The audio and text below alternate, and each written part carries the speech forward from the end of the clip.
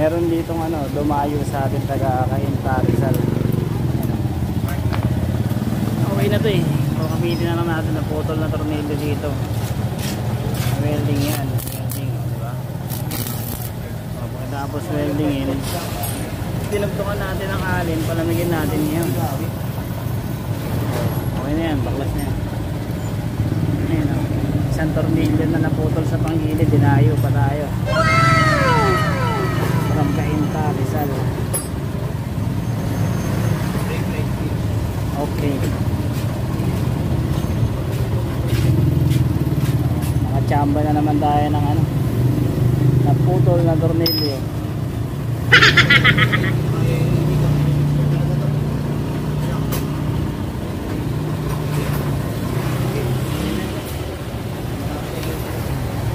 Papalitan na lang mga tornilyo.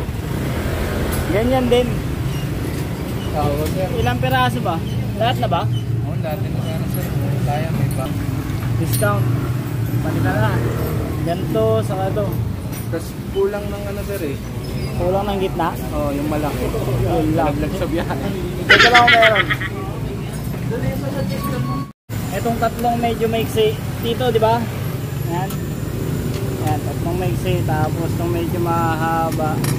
Dito, paikot. 5. Ilan na? 5 plus 3. 8. 10 pala lahat eh. Dalawang mahaba eh. 10. Mahaba na lahat. Balikan na daw eh. Kasi pabilog na yung mga ano niya eh, no? Malapit nang mabilog yung mga ano, luma. Mahirapan na sila tanggalin. Tanggal na natin yung isang naputol. Kabit na lang. Okay na. Yan o. Maalis na si boss. Okay na. Nabunot na yung tinik niya sa panggilid. Naputol na tornilyo. Bago na rin yung mga tornilyo niya. Kahit maulan, pumunta siya eh. Galing Rizal. Hey boss, ingat.